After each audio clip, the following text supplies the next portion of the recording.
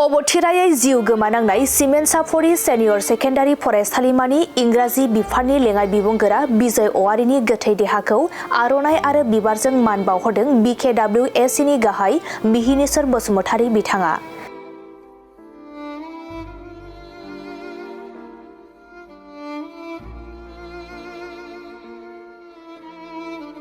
दुखुनांथावनि मैया मोनाबिलिनि 5 रिंगायाव सिमेन्ट साफरियाव गारिनि जाब्रबथायजों सिमेन्ट साफरि सेनियर सेकेन्डारि फरायसालिमानि इंराजि बिफाननि लेङाइ बिबुंगोरा बिजय औवारिया अबथिरायै रुंसारि जायो।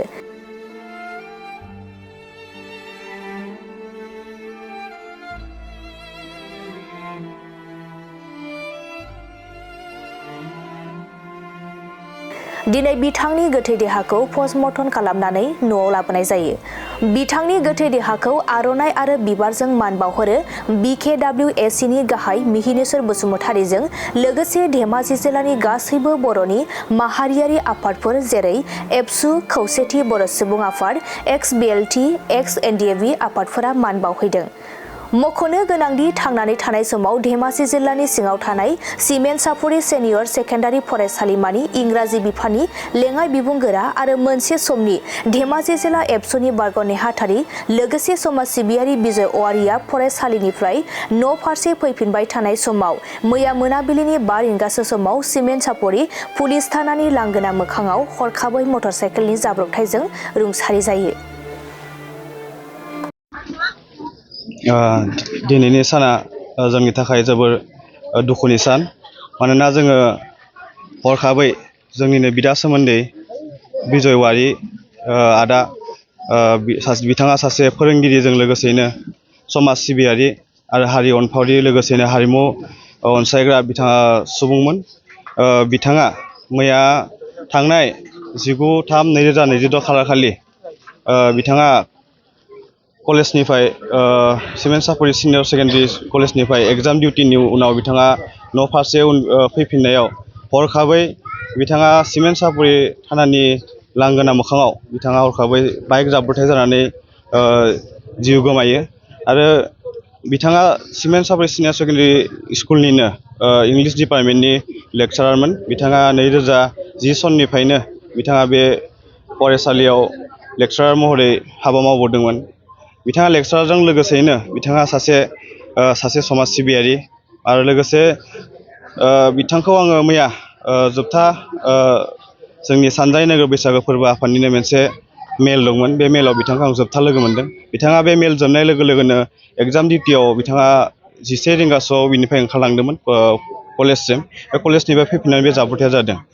आरो आं बुंनो सानो जोङो सासे फोरोंगिरिजों लोगोसेनो सासे मोजां सुबुं, जाय सुबुङा फरायसाफोरजों लोगो बायदियैनो थानानै बिथाङा नलेज होबोदोंमोन।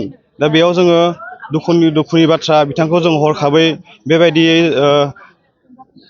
खोमाना लानो गोनां जादों। दा बिथांखौ जोङो अरायसम गोसोआव धेमाजि जिल्ला खौसेथि बर' सुबुं आफादनि जानानै बिथांनि न'खरनि आरो बाय बाहागिफोरनि दुखुनि समाव जों बाहागो लाफानानै बिथांनि जिउमाया सोरगोआव जाहाथे आलो गोजोन जायगा मोनहैयो बेखौबो जों आरज गाबबाय।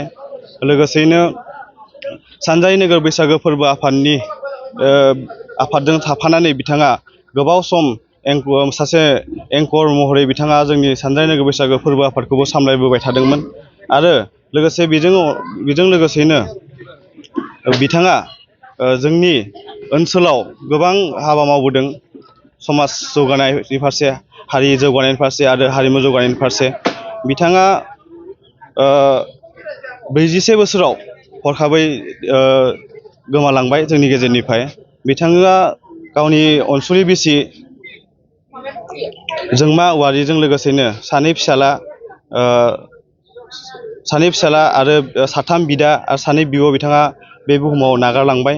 जोङो बेखौनो दिनै दुखु फोरमायो धेमाजि जिल्ला खौसेथि बर' सुबुं आफादनि जानानै बिथाङा जेरावखि थाया मानो मोजाङै मोजां थानानै मोजां थायो। जों बेखौनो धेमाजि जिल्ला खौसेथि बर' सुबुं आफादनि जानानै दिनैनि बे दुखुनि समाव बिथांखौ जोबथा बिदाय होनाय समाव जोंनि धेमाजि जिल्ला खौसेथि बर' सुबुं आफादजों लोगोसेनो दुलाराय बर' फरायसा आफाद, बर' थुनलाइ आफाद, दुलाराय बर' आइजो अनसाइ आफाद, एक्स BLT, एक्स NDB, हारिमु आफाद आरो जोंनिनो दख'रानि गासै बर' माहारि आफादफोरा बिथांखौ दिनै बेयाव जोबथा बिदाय होफैदों आरो जोंबो बे बिदाय होनाय हाबाफारियाव जोंबो बाहागो लाफाफैदों।